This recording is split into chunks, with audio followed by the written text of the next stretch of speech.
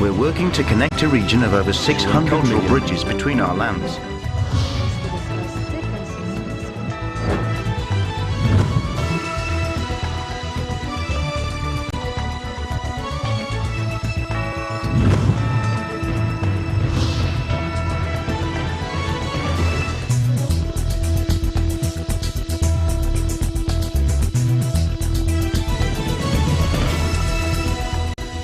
Hello and welcome to ASEAN in Focus Weekend. I'm Kaloy Tabundo Jr. from the New Era University ASEAN Studies Center.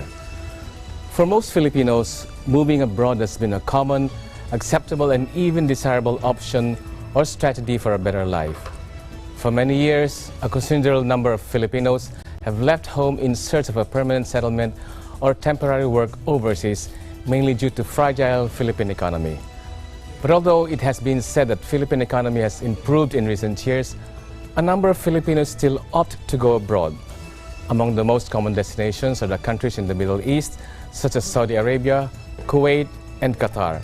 But there are other places in Asia that many Filipinos go to, like Taiwan, Macau, or Hong Kong.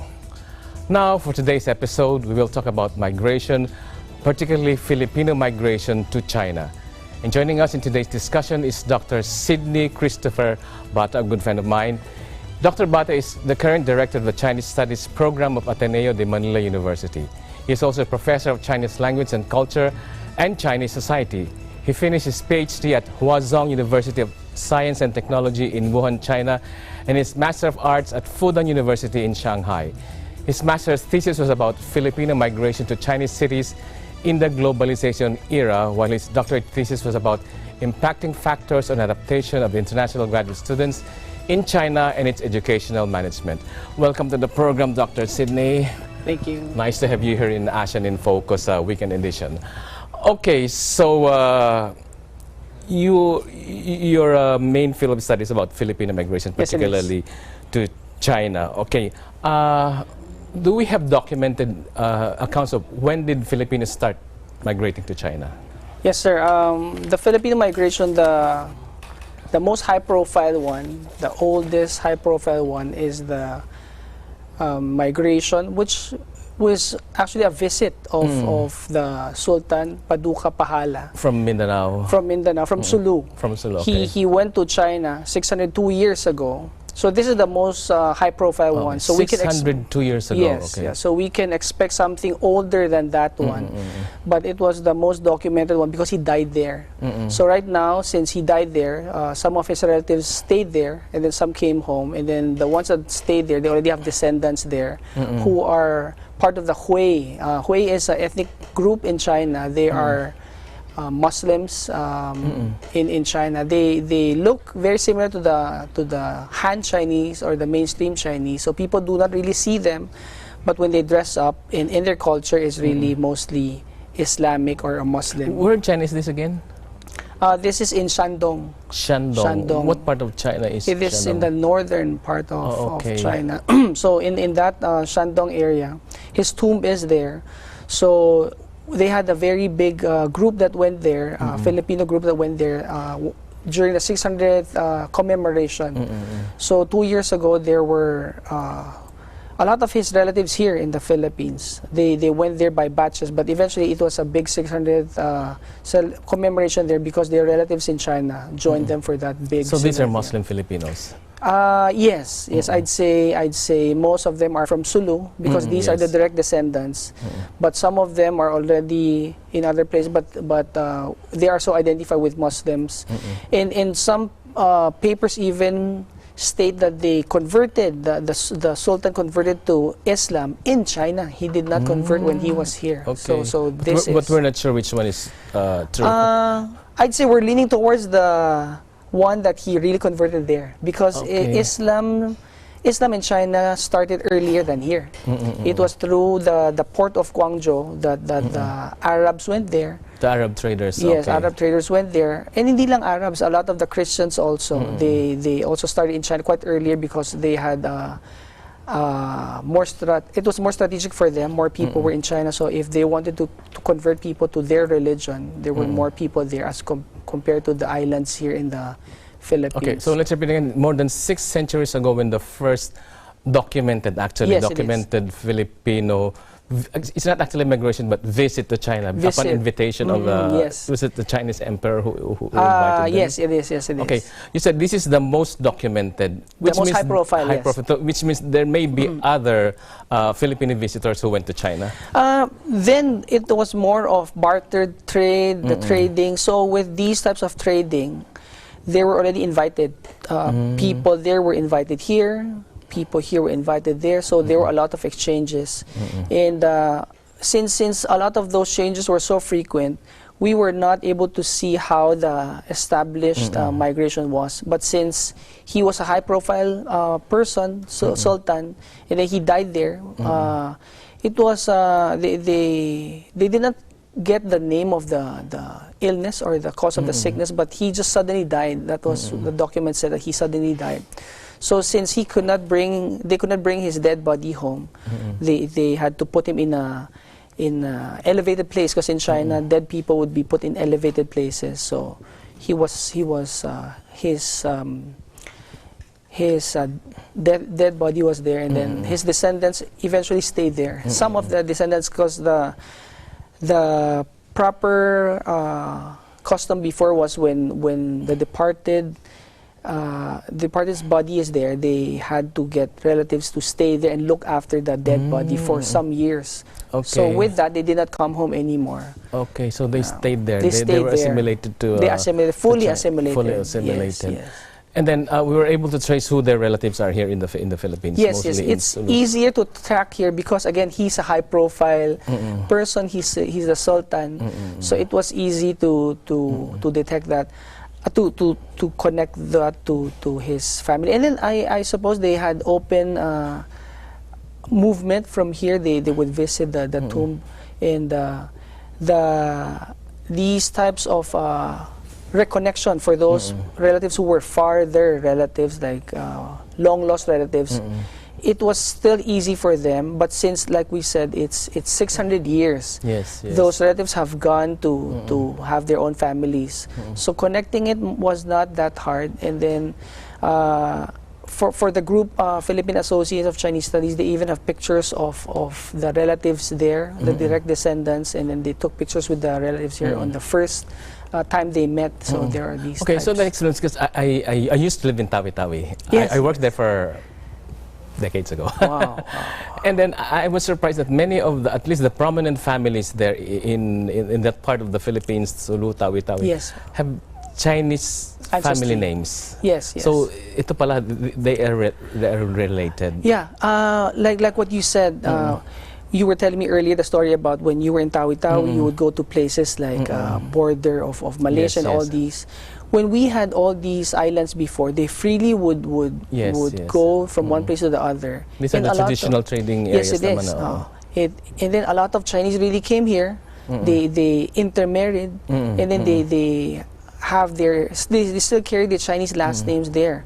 It's just us here, we do not have a lot of these research, but our unit in Ateneo, the Chinese Studies program, we're trying to come up with a conference. We're still trying to come up with a lot of papers that could really trace it, like what are they currently doing. Because last time we went there, December of 2014, we were already able to see like some of them became mayors, some of them became doctors, and there are more than these ones. The number is quite big. Like you said, Chinese surnames, middle name is Chinese. They're quite a lot. It's just they're fully assimilated. Aside from the Chinese surname, people do not really see them as different from them. As different because they're fully like them. Yeah. So this helps the narrative that Chinese and Filipinos were never enemies. We're actually relatives. Can that support the narrative? I'd say we're neighbors, and since we cannot select or pick or choose our neighbors, these types of things are harmoniously existing. Of course, the politics is still the politics, but these are good people who live together harmoniously. These things are recognized, but they're not being publicized. let out in the open, di ba, na we have this relation, we have these historical relations long before the Westerners, long before the Spaniards, long before the Americans came to our shores. We have this relationship with our Chinese neighbors. Yes, it is. If I may say so, the history books do not really write a lot about our pre-colonial Philippines. There are several groups that are trying to do that. I know of two universities, the University of Asian Pacific and Ateneo, the Manila University. And maybe probably your university is also into this. Like we are now. We will be going there. Yes, yes. With your help, of course. Yeah, we are trying to come up with the real picture, the more elaborate stories and the history about the pre-colonial Philippines, because it's there. It's about time we put it out in the open. It's time we fill our textbooks with that lengthy part, as opposed to the ones we did when we were in elementary. I suppose you started with pre-colonial, our history, post-colonial. Our history started with the discovery of the Philippines by Magellan. Yes, yes. So no, there was much more than that. Yes, it is. So, you're part of the Philippine Association for Chinese Studies. So yes, what do you do to let this out, to publicize this? Like the one I was saying earlier, the 2014 conference, it was done in Davao. And then the side trip was really to see what the Chinese who married the locals, what are they doing, which industries are they currently engaged in. This is what the Philippine Association of Chinese Studies is doing. This is one of those research topics we are doing. Of course, there are a lot more topics. If we would sit down and talk about it, there could be a lot more we could collaborate on. Okay, the clear connection can be seen in the south, in Mindanao. Yes, it is. What about Luzon, particularly Manila area? Yeah, for Luzon, it's quite established here. It's the oldest Chinatown in the world. So that is definitely there. And then if you would look at a lot of places around the Philippines, hardly do we hear about history about the Chinese in Butuan. But in Butuan, it's well documented. They have museums there. If you go to Cebu, there are these so-called Chinatowns, and they have these long history of that. And then if you look at the businesses, these are established by a lot of Chinese Filipinos. The chambers are there, Chinese Filipino schools. History should be more than 100 years. But beyond these ones, you could already see traces like, it's clearly seen in food. You would hear the names of food. But if you trace farther, I mean bigger, you could even see, like I said, established Chinatowns in these places. More than just Manila. Because Manila is where it is very commercialized, if I may. If you would see the Moon Festival or the New Year, Lunar New Year festivals, mainstream Filipinos go there. But these places have already been doing it for several hundreds of years already. Okay, letting this out in the open, telling the stories that were never told. Do you think?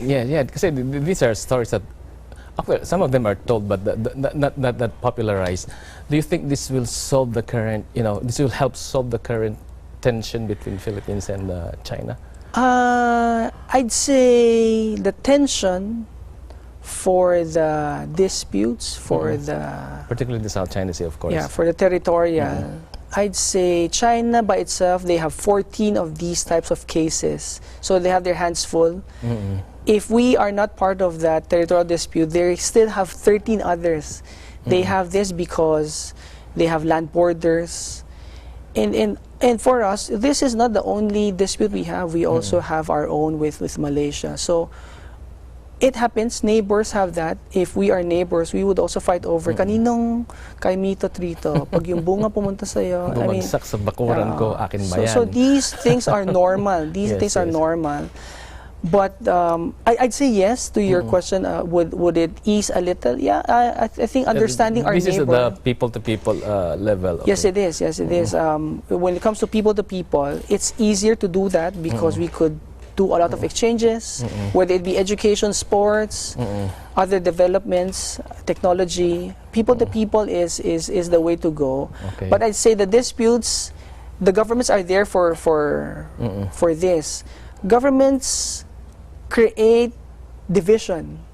people make it closer, but the Yes, governments okay. really function for such. So we really need to develop our people-to-people relationship, and one way of doing that is really to retell this or tell the stories that have never been told, Yes. retell the stories that were kept out in the back burner of our history. Yes, there are a lot. There are a lot. Okay, yes. we will talk more about the different issues regarding Filipinos in China when ASEAN in Focus Weekend Edition returns.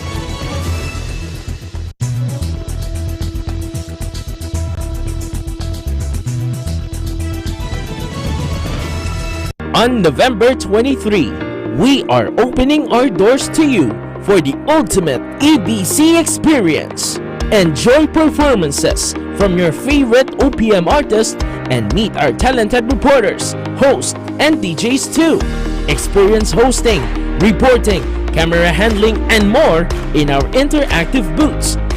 Visit exhibits of various products, innovative business solutions, and even job openings featured in our trade fair. For small and medium enterprises, learn tips and tricks at the Business Forum on entrepreneurship and technology. Also avail of fast and hassle-free services from our government agency partners such as the PSA, SSS, Pag-ibig, PhilHealth, and more. Admission is free, so bring the whole family, learn, dine, and experience the EBC Open House and Trade Fair. EBC Open House and Trade Fair is sponsored by LBC Express Incorporated, Becky's Ice Dream, Royal Care Marketing Services, Ayala Land International Sales Incorporated, Nature Spring, Just Payroll, Andox Lechon Manok, TEMPRA by Taisho Pharmaceuticals Philippines Incorporated, Go Hotels, Manila Airport Road, North EDSA, CUBAO Ermita, and Timog, Micaela, bags, shoes, wallet, and umbrella. Style meets versatility. LOVEN Prime International, leading people to a magnificent life. And PLDT Enterprise.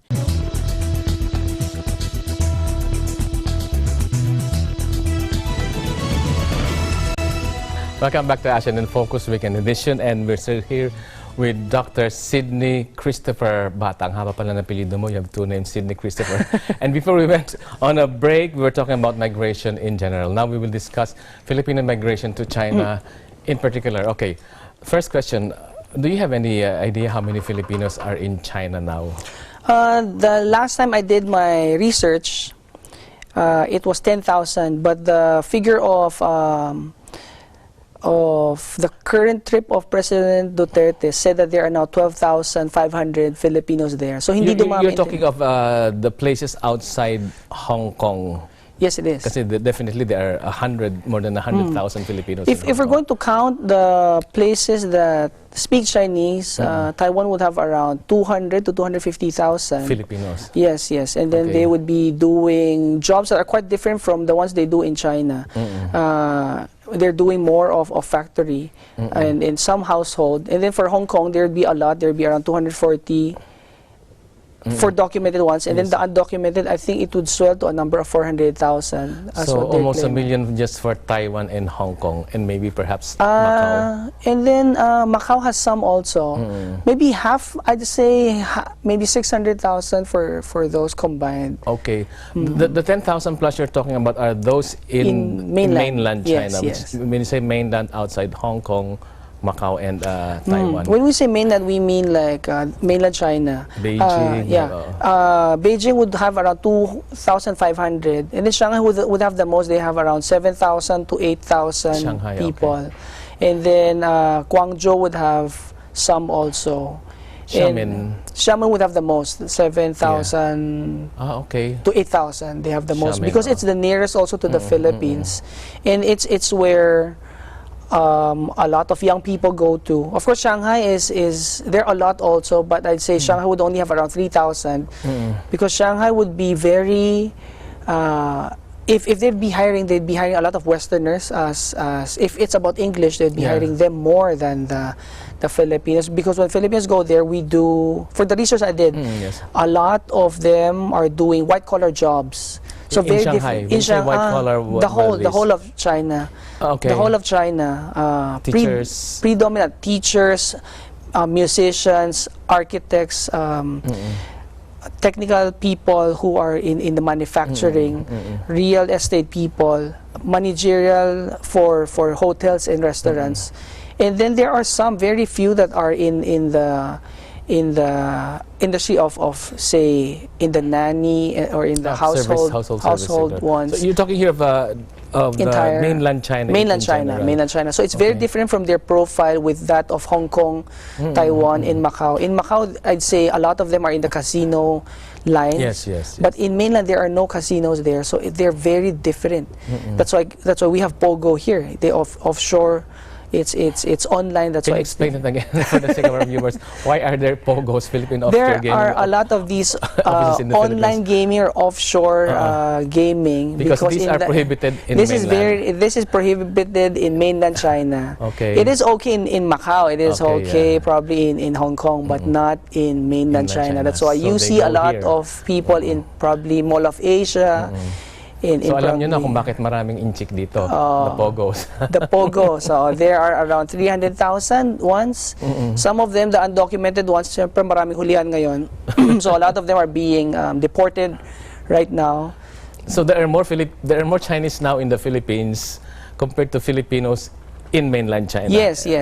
There was an attempt a couple of years ago, to get a lot of these skilled Filipino to China by virtue of teaching and also some household. But the figure they're talking about would only be, it would dwarf it. It's around 2,000 Filipinos only per year, and the salary would be around $1,200 or $1,200. So hindi siya kalakihan, mga 60,000 pesos. But they still go there. Hindi pa nagawa. We haven't started that, but that was the projection. The ones I heard before, when that talk was being done, it would go around 80,000 to 100,000. So the ones the figure I said was the one from Duterte's group, the one on the newspaper. But I think on the ground, they're being promised more money. This is monthly. Yeah, it's monthly. Monthly salary. Yes, monthly salary. So when this materializes, China will be a major overseas Filipino destination, I suppose. Yes, it should be. It should be. In my thesis 10 years ago, I was telling the panelists in our university in Shanghai, I was telling them about the possibility of migrant of these migrant Filipinos coming into work. And a lot of them would follow what the model in Hong Kong and probably in Taiwan would be having. And they were laughing at me like, paano mangyari yan? There are a lot of manual laborers in China. There's no such thing. We cannot hire your maids because we have so many skilled laborers. Yes, skilled laborers here. And then I was telling about, in Hong Kong, these maids are not just maids, they're stay-in tutors of English. Yes. So I was telling them about the same probability of them coming to China with this one. And that time they were saying like, no, it's too expensive. But that was 10 years ago. Now they can afford to hire them, be it 60,000 pesos. Have you contacted them again? And look who's laughing now. No, I would not be doing that because my former panelists are now ranking officials. Anyway, I've been to China several times and I have a hard time looking for Filipinos there, at least in the mainland. So they seem to be very, quiet there. I'd say every time we talk about where to locate Filipinos, it's not hard if you want to look for them. This was the tip given to me when I studied in Taiwan. You go to an English speaking church on a Sunday, then you would find them. And then I'd say part of my research, I found out some numbers of Iglesia ni Cristo members who were part of that research I was doing. Because when I researched, I found several numbers of them filing or applying for some permits to have your regular Tuesday or Thursday or Sunday service. So they applied in those bureaus to have that become a reality. Because in China, we know that there are only 5 religions there. It's Catholicism, Protestantism, Buddhism, Taoism, and Islam. So aside from these 5, there are no ways you could do like huge number of people coming together to do a service. So they even applied for it. So the presence of INC is there also. It was felt because in Shanghai, a consulate there already had these filed applications there. Okay, you said that there are more Filipinos in Xiamen. Yes, it is. What are they doing there in Xiamen? In Xiamen, a lot of them are in there, because like I said, it's a young people's place. Musicians are there. Teachers are there. Teachers because... English teachers. English teachers, because English teachers, for the Caucasian ones, they would prefer to go to the big ones, Beijing and Shanghai. So the ones that would go to a smaller city, a coastal city like Xiamen, would be fewer. So Filipinos would go to Xiamen, on the other hand, because it would be, the winter is mild. The coldest there would only be around 8 degrees. So hindi siya kalamigan, there would be no snowing. It's the greenest city. And then, aside from teachers, there are also these manufacturing people there. There would be service. When I say service, I mean hotel and restaurant managers who need English-speaking ones to go in. And then, as we always say, our hospitality is top-notch, so they really need our expertise in that department also. Okay, so you did your research on China, and you have this, of course, the period of the Cultural Revolution. Yes, it is. What were the Filipinos doing in China during the Cultural Revolution? Actually, were there Filipinos in China? Yes, it is. For those 10 years, the stretch... for that stretch, when the communists took over China, the Filipinos were already there. They have been living there. And then for that time, that 10 years, 66 to 76, they were advised by the government to come back to the Philippines. Because during the Cultural Revolution, they were doing so many things that were unorthodox.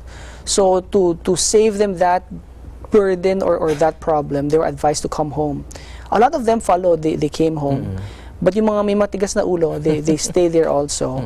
And there were groups of Filipinos who were there also, like Jimmy Flor Cruz was there. Our current ambassador, he was also there. They were there during that time. So there were Filipinos who eventually became the news bureau heads of ABC and CNN. So nagbunga naman yung pagstay nila doon. Incidentally, Jimmy Flor Cruz will be our guest in one of our future episodes. He has a lot of stories to tell. He has pictures to show. Please look forward to that. He's a walking dictionary, history book. Encyclopedia. Encyclopedia. Okay, so and then of course, China fell under communist rule. When did the Philippines open diplomatic relations with China? In 1975, President Marcos thought that this was 4 years after Nixon visited China, right? 1970. From my recall, China and the U.S. opened diplomatic ties 2 years after us. It was in 77. So we were there 2 years ahead of them. In 1975, Marcos commissioned a group from UP Diliman, from the Asian Center. They gave them the task of opening a consulate in Beijing. So the group of Professor Aurora Rojas Lim, Professor Benito Lim, they were there to put the pieces together, how to put up a consulate, which would eventually be an embassy. So the first visit of the Marcos family was in that same year, 1975 also. So it was our strongman, Ferdinand Marcos, and his wife, I think except for Bongbong. And then they met this dying Mao Zedong in 1975. And then a year after that, they went back. It was just I think it was just Imelda and Bongbong who went back after. What do you think was the motivation? This was during the deep freeze, the Cold War. The motivation was Marcos wanted to kill communism in the Philippines. And the way to kill communism in the Philippines was he would directly talk to the ones giving them arms, teaching them combat, teaching them how to survive in the wild. He went there to talk to them, so that would cut that whole ties between the communist factions in the Philippines in their mothership that time, the Mao Mao group, the Mao Zedong communist bloc. So when Marcos went there, of course the loyalty of the government would be to the central government of the Philippines, or the group of Marcos. So after that, the ties, the arms and everything was cut. They had no more supplies, and then it weakened that communist bloc of the Philippines. So at least it was successful to that extent. They were successful in making the Philippines democratic, because they went straight to the mothership. Yeah. I like your term, mothership. Mothership. Okay. Okay, and then when did finally China opened up its doors to foreigners? When did Nixon come again to China? I believe it's 1977. If it's the opening up, if it's having diplomatic ties, it's 2 years after us. So I'm not quite sure if it's Nixon, but I'm definitely sure the opening up came 2 years after the Philippines. And then of course you have China, and then this resulted of course to many countries adopting the one China policy. Yes. That is quite controversial in the Philippines, because for the longest time, when mainland was close to itself, all the diplomatic ties for China was with the Republic of China, aka Taiwan. So when China opened its diplomatic doors to the Philippines, it was the PROC, or the People's Republic of China. So Philippines had to pick: do you go with ROC, which was China also, or PROC, which was China also, the bigger China? And then obviously Marcos made the choice that they would go with the one with the more upside, probably somewhere down the line. So yun yung pinili, yung PROC. And to think that Taiwan was more economically developed. That time Taiwan was doing everything right. The economy was in full swing, everything was okay. And I'd say Philippines did that gamble, and this is the story right now. And like you said, a lot of countries followed, and then they had this very controversial switching of allegiance. Suddenly they're now, instead of looking at Taiwan as that main China, now they have shifted to this up and coming. Okay, we will talk more about the different dimensions of the relationship between China and the Philippines, particularly the people-to-people one, when ASEAN in Focus Weekend Edition returns.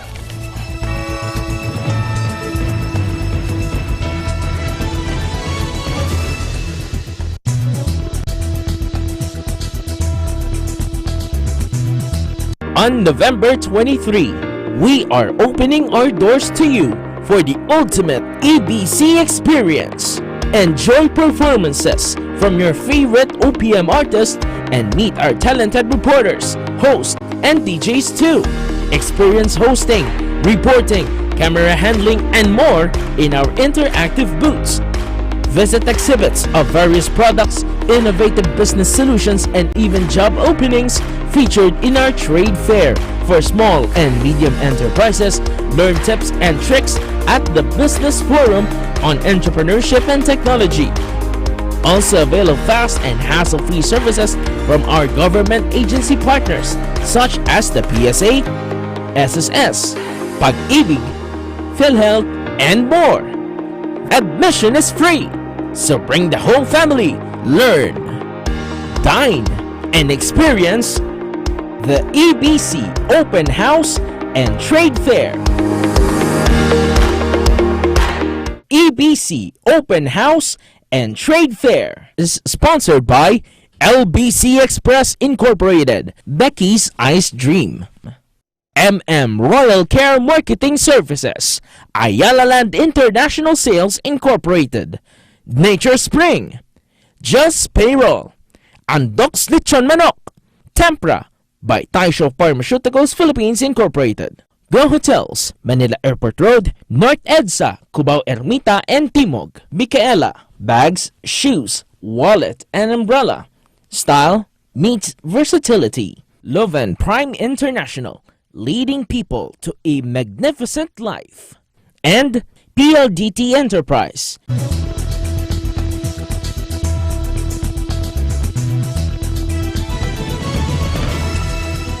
Welcome back to ASEAN in Focus Weekend Edition, and we're still here with Dr. Cindy Christopher Bata, and we're talking about China-Philippines people-to-people relationship. Although, of course, before we went on break, you talked about the results of Marcos' visit to China. Although you cannot directly attribute that, yes. some of the things that happened afterwards. Can you at least tell us some of the positive things that happened after Marcos' visit to China? It could be attributed to that trip to China and the opening of diplomatic ties with China. In December of 1975, Marcos had this presidential decree about it's called the mass naturalization. It's a presidential decree, but it's mass naturalization. Now, for that mass naturalization, meaning a lot of these tago ng tago non-Filipinos can come out. It's an amnesty for them to come out, and they would become bona fide Filipinos. So, of course, on the surface, they're talking about everybody else who are all nationalities, but the main beneficiaries were the Chinese Filipinos who did not have Filipino citizenship. So on that year, in December of that year, a lot of them became overnight, they became Filipino citizens, bona fide Filipino citizens who would be taxpayers, who have been living here for so long but didn't have the proper documents.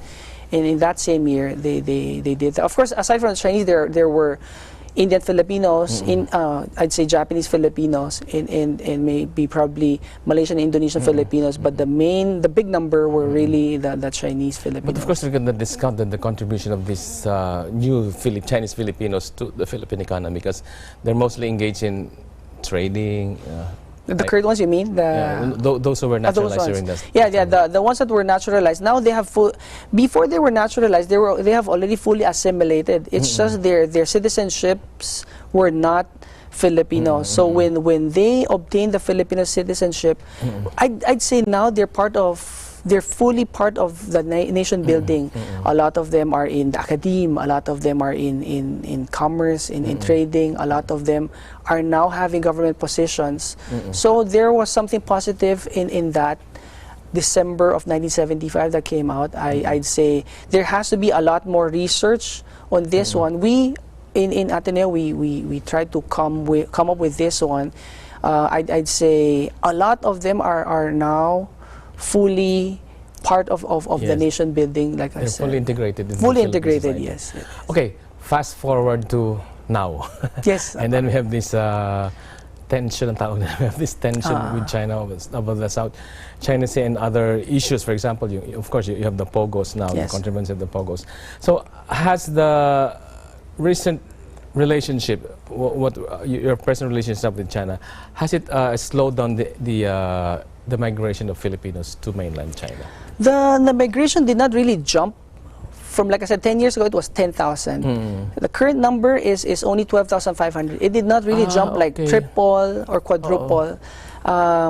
With the warming up of the Duterte government to China, I'd say a lot. The tourism is good. People studying there have increased. It has a lot of things to. It's like I'd say this is the time to go there if there is such a time. The thing is, when Filipinos go there, there are things to consider like language. It's not as easy as Filipinos go to Singapore or Filipinos go to even Hong Kong. There are more English speakers in Hong Kong. And there are these factors that hold them back and say, should I go there and work? Should I go there and plan a future? There are still things that are not yet addressed. Like a lot of people, when they go there, if you go online, you would see the strict. Of course, when Filipinos go out and work, there are these requirements, like you have to show your documents. For those teaching English, you have to have TESOL requirements, and then they have another layer there that would be checking how good is your English, how good is your teaching. So there are these types of concerns. That's why it's not so easy to jump in. They have stricter requirements for Filipinos too. It's not just for Filipinos. It's for everyone. It's just when you want to stay there and work like long term. These are the things that you are looking at. These things being obtained from our own agencies are not easy, and then you get another layer there in China to do that. So I'd say the government is trying to come up with this because they already signed something like this. So it should smoothen things as we go along from here on. Like I said, there are projected 2,000 teachers that would be going to China every year, and I read somewhere in the papers that there are 60 students that are graduates of the Angeles University Foundation. They fully speak Mandarin.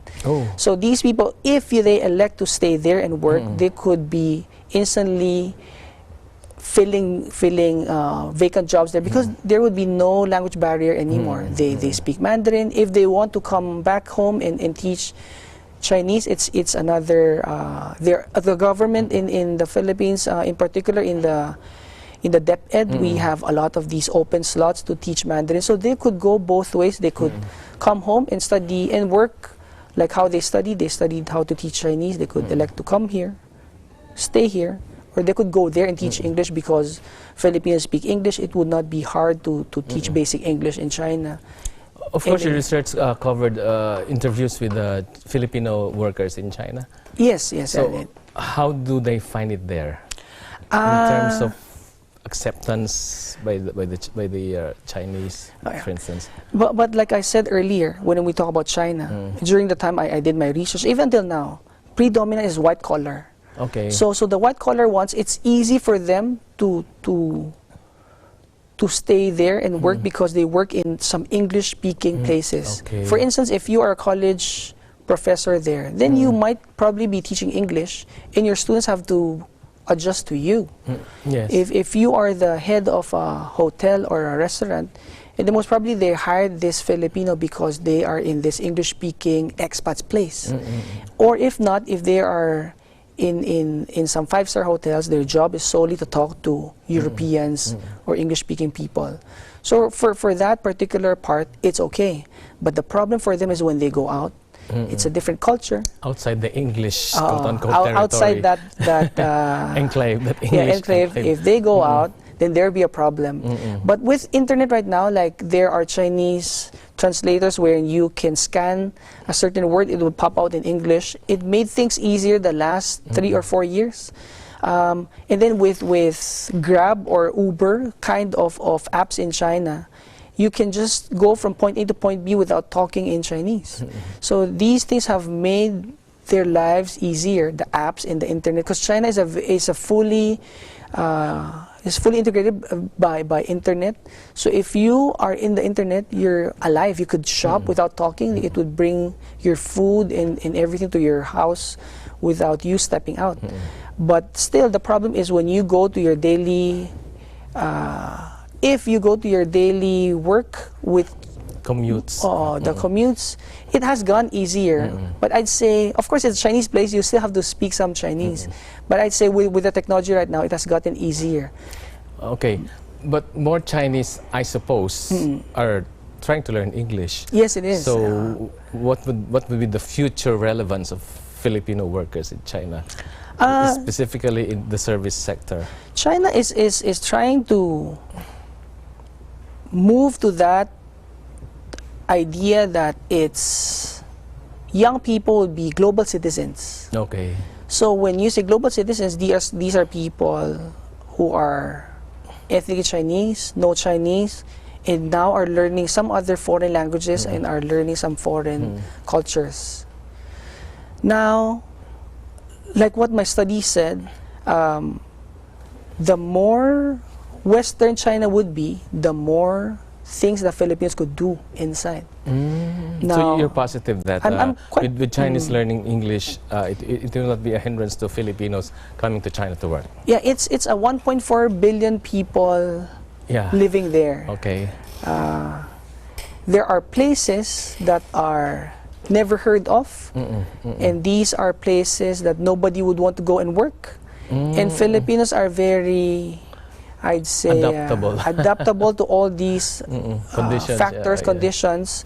So like there was this example from years ago. A friend told me he couldn't bear the cold weather in Harbin, which is like ice castle places. That's where they do the ice carvings. The ice carvings all year round.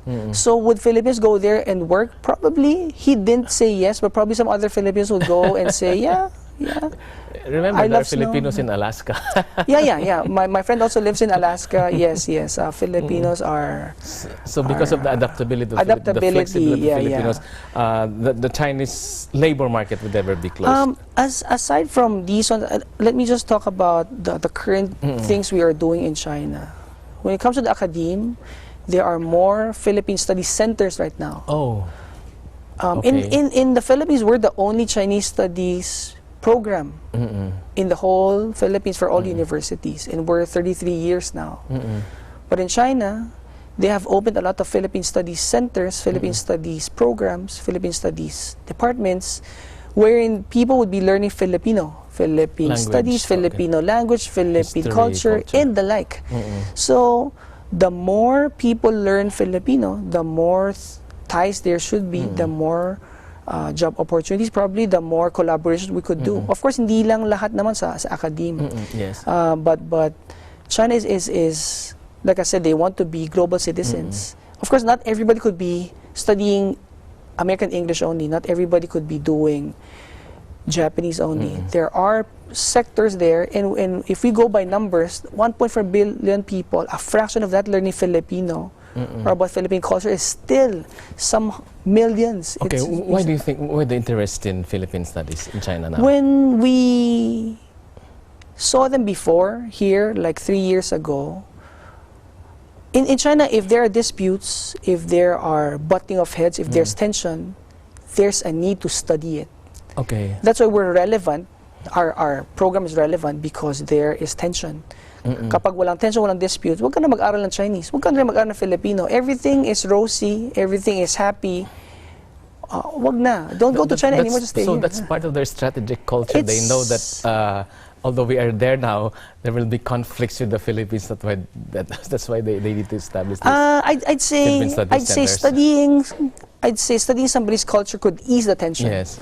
And without us studying it and them studying it, it could still ease the tension. Okay, so that's a very good realization. There are many Philippine studies centers now in China. Yes, it is. But there's only one Chinese studies center in the Philippines. But you soon will be opening one. Okay, but wait for this new university will soon open its own China Studies Center, courtesy, of course, of Dr. Sidney Bate. Okay, we will come back for the last part of our program, and we'll talk more about the different issues of China-Philippines relationship.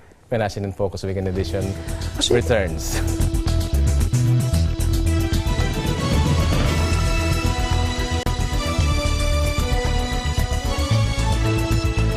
On November 23, we are opening our doors to you for the ultimate EDSA experience.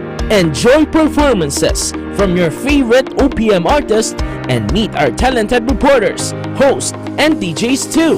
Experience hosting, reporting, camera handling, and more in our interactive booths. Visit exhibits of various products, innovative business solutions, and even job openings featured in our trade fair. For small and medium enterprises, learn tips and tricks at the Business Forum on entrepreneurship and technology.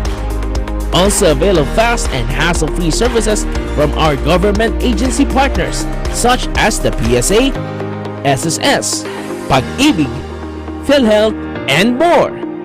Admission is free, so bring the whole family, learn, dine, and experience the EBC Open House and Trade Fair. EBC Open House and Trade Fair is sponsored by LBC Express Incorporated, Becky's Ice Dream, Royal Care Marketing Services, Ayala Land International Sales Incorporated, Nature Spring, Just Payroll, Andox Lechon Manok, TEMPRA, by Taisho Pharmaceuticals Philippines Incorporated. Go Hotels, Manila Airport Road, North EDSA, Cubao Ermita and Timog. Micaela, bags, shoes, wallet, and umbrella. Style meets versatility. LOVEN Prime International, leading people to a magnificent life. And PLDT Enterprise.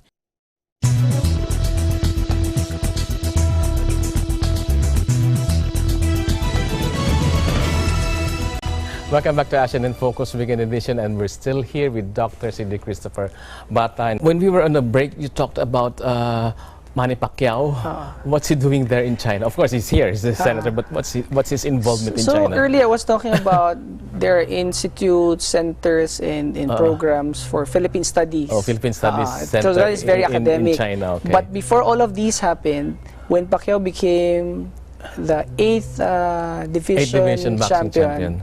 So his legend grew around the world. Yeah. So when he got invited to China to open a boxing institute under his name. Boxing institute. Yeah, a lot of Filipinos thought he was turning his back on the Filipinos. The question then was, why did you open boxing institutes in the Philippines? Why did you open it in China?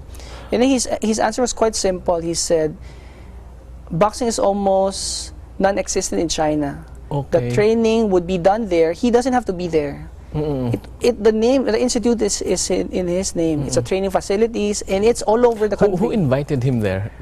Do you know? When you're a legend, I think people invite yeah, I know that I've been to China many times, and they would always ask me about Manny Pacquiao. Yes, yes. He's really a legend. He's so I even joked once, oh, you want him to become your president in China? Yeah. He's that popular. He's that popular. Not only in China, but everywhere. Yes, he is. So he opened a boxing institute in China. All across China. It's all not just across China. It's not just one facility. I cannot remember which cities, but it's definitely more than one. It's definitely a lot. Okay. Yeah, because he was questioned before online, like, why are you doing it for China? Why did you open it in the Philippines? And he said that it's not his money that opened it. It's under his name. And then the training. They use his name, parang. It's a partnership, I think. Oh, it's a partnership. Yeah. Okay. Yeah. So we go back to the interview proper. Can you compare the situation of Filipinos working in Hong Kong, with Macau, with Taiwan, and of course mainland China? Yeah, these places like Hong Kong, Macau, and Taiwan.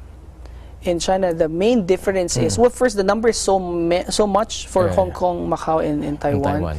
But the main difference is in mainland China until today, it's mostly white collar jobs, and in the three others, it's a lot of them are doing. In Taiwan, it's blue collar. The blue collar. They work in factories. Yeah, factories, households work.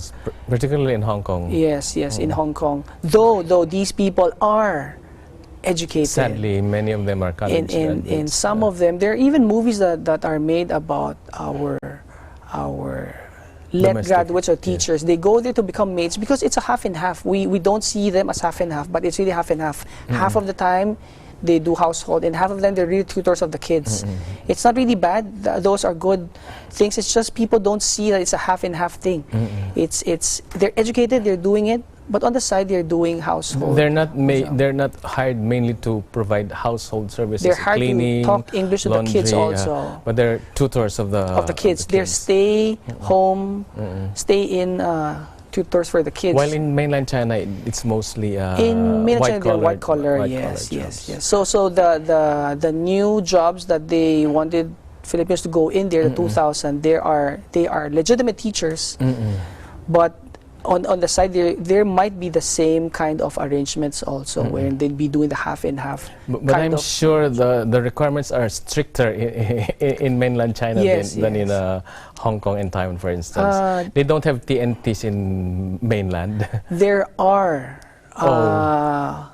When I was doing my research before, I wouldn't say the name of the establishment. But initially, I thought they were Thai people, so I spoke to them in simple English. And I found out they were hired as performers or musicians, but they double as waiters. If you're a waiter, You cannot be a performer. Yeah, if you're a performer, you're holding a different visa.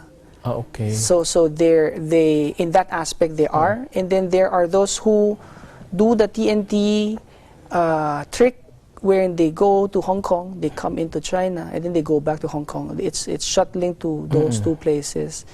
I would say with the strictest government, if the Philippines could do that, it should be more. It should be more than. Yeah, more than just one. Definitely, there are people who are doing that. So it's doable, definitely. It's doable, yes. So they get support, definitely. Support meaning? From legal sources, perhaps? The one I met... They still have visas, they still have passports with them. The one I met, they said they could freely do it because there are leeways for you to do that. Of course, the excessive number of transfers could really get you questioned, like, why are you... Why do you keep on traveling? You're not a businessman. Yeah. Okay. And I'd say the last trip I had to China a few months ago, there were a lot of non-Asian looking people who are being questioned. But for Asian looking people, it's still not hard to go in. It's the non-Asian looking people that are having a time like questioning, like what brings them there, and so on and so forth. But for Filipinos, as long as you could provide the visa, there's no really, and getting a visa is not really that hard. It's easy. It's easy to get that. And then there are these package tours. There are these cheap airfare, so a lot of people could really go in. As tourists? As tourists and then staying, that's a different thing. I think not a lot of them are doing it. The illegal ones I'm saying is they're holder of some other types of visa, but they're working on other job. Yeah. Okay. Okay, so apart from that, what are the other challenges for Filipinos working? We're talking here of mainland. What are the challenges of Filipinos? Well, challenges are the things we got used to here. Talking Filipino in English, and then there they have to switch everything to Chinese. That's the main problem. If you are to do a survey, that should be the top of everybody's list. Is it hard for a Filipino to learn Chinese? The Mandarin thing, the Mandarin language is the easier part. In mainland China, they usually use Mandarin. The thing in mainland China is everybody speaks Mandarin. Okay. But there's another language or another dialect. For instance, if you are in Shanghai, there's a Shanghainese language. Okay. So if you are in that place, you probably would survive with basic Mandarin. But once they talk to you in Shanghainese, then you're back to zero.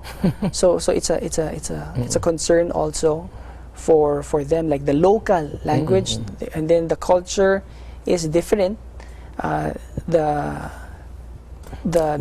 are basically religious. How are Chinese people? Yeah, for religion per se, I'd say as long as you go to those churches that are seen in the open, allowed, then you're okay. The ones that are being targeted are the ones that are so-called underground. So there's a patriotic church for Catholics, and then there are legitimate Protestant churches there, and then there are the underground ones also. So for the underground, I mean, it's the same thing they do. It's just not legal, not allowed out in the open. Yes. Are there arrests being made for? Of course, we're familiar with the Falun Gong thing, but of course, Falun Gong is it's a different story of its own, because the Falun Gong group, they're talking about it's a lifestyle. Yes. It's not a religion, and their followers swelled to several millions. So with that, China is looking at why do they, because there are things like they starve or they do certain type of exercises. So those are the things that they are monitoring. Are you doing this? Okay. Because it's religious? Is it a set of teachings? What is it? Because you're talking about lifestyle, but you're doing something that is more than the normal. So otherwise, it's really not hard for Filipinos to assimilate in Chinese society. Yeah, not that hard. Yeah, if people are open to learning a new language, if people are open to learning culture, then it's okay. Finally, do you think China is a good destination for Filipinos to work or to do business in? I'd say if the numbers are pointing at number 2 economy, if it's being projected by some Harvard experts, like by 2050, 2035, there'll be richest economy in the the world. biggest economy. Then by looking at greener pasture, then it is one of the in spite of it has the world's biggest population. I mean, the Chinese people can readily populate their industries by themselves. If a lot of Chinese are also coming out. Okay. A lot of people are also moving in. If you would look at the number of South Koreans and Europeans they're the 2 biggest groups in China, South Koreans and Europeans. They're there, and the numbers are way above the Filipinos. Some of them have already moved there. There are Koreatowns and Japanese and Taiwanese towns in Shanghai. We're talking about Shanghai only. We're not talking about the whole of China. Yes, yes. There's a Singapore town in somewhere near Hangzhou also. So these places are towns. We're not talking about jobs. We're talking about towns. These are numbers of those foreign nationals staying there for. We have living. Chinatowns here, but we don't have a Filipino town in China yet. It's time to open one, I suppose. So in spite of all what's happening right now, there's still a future for Filipinos in China. I'd Address say our viewers. I'd say conflicts are there. Okay. Conflicts happen. Governments have to do their job, but people like Filipinos looking for greener pastures would never end. And China is just one of those destinations, regardless of what we have right now. And if you look at history, that long history, Filipinos have always been going to China. Chinese have always been coming to the Philippines. It's but natural for you to be checking, like, what's in our neighbor's backyard? What's in my neighbor's sala? What's in my neighbor's kitchen? And these are neighbors, so it's but natural for them to go there, for us to go there. And right now, there's just so many of them coming here. So we could probably equal the number of people going there also. As what the Chinese say, I suppose, a good neighbor is better than a distant relative. Yes, I fully agree with that. Thank you very much, Dr. Sydney. Salamat And pa. sisingiling kita doon sa China Center sa New Era University. Yes, pa. Okay, that's it for now, ladies and gentlemen. Thank you very much for watching the show. This is Kaloy Tabunda, and I'm Juan with 25.